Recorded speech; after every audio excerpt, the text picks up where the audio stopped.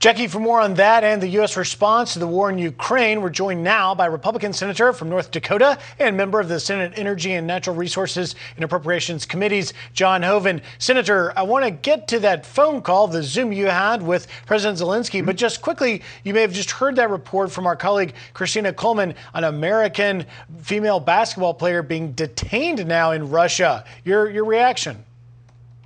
Well, it's a concern. And as you know, right now, there's a plane flying from Russia to the United States. They want to pick up their diplomats and take them home. They better be very careful about how they treat any of our citizens over there, because we have their citizens here. And so it's a concern, and we're going to watch it very closely and hold them accountable. Senator Hoeven, tell me about the Zoom call you were on with President Zelensky. Yeah, we were on the call with him for about an hour. Again, a strong leader, the right person at the right time. He talked about, what's going on there. And it's not just the war that the Russians are inflicting on the Ukrainian military. He talked about the civilian casualties, which is terrible, horrific. And, of course, he talked about how the Ukrainians are fighting back valiantly, talked about their need for military assistance, for more military aid, lethal weapons, which we're providing. And at the same time, of course, we talked about sanctions and how we need to cut off completely Russia's ability to sell energy, which is their only source of income. So it was about an hour long, went through a lot of things. But, again, he is showing strong leadership, and the Ukrainian people are fighting back and showing, they're amazing. They're just showing incredible strength and resolve in very, very difficult, terrible circumstances. Senator, you say he mentioned the sanctions. We just in the previous segment had a member of parliament who said perhaps better late than never, but she was critical that the Biden administration didn't enforce the sanctions earlier. Did you get a sense from President Zelensky that it was a mistake, perhaps even, to have not taken this harsh line sooner?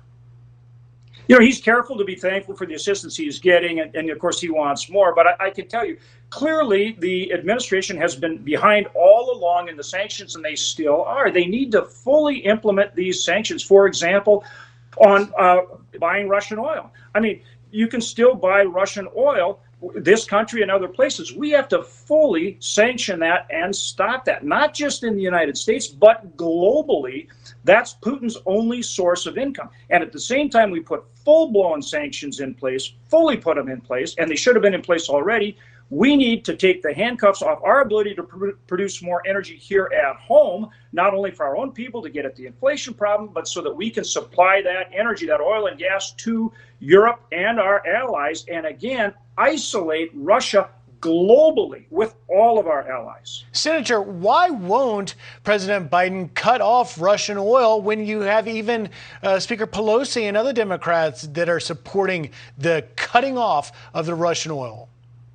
It doesn't, Griff, it doesn't make any sense. And that's why we continue to push. We have legislation to do it. We're continuing to speak out about it. I think the push from the American people, and what you're seeing in prices at the pump, almost $4, across the country here, $4 a gallon, the need to help our allies. I think this push continues, and I just hope and believe, I got to believe we're going to get it done. But, you didn't hear anything about it at the State of the Union. The Biden administration needs to change direction on this, and we need to get going on producing as much oil and gas as we can, again, for our folks here at home and our allies. So in terms of independence, U.S. independence from Russian oil, is the clock ticking? Are we losing valuable time right now?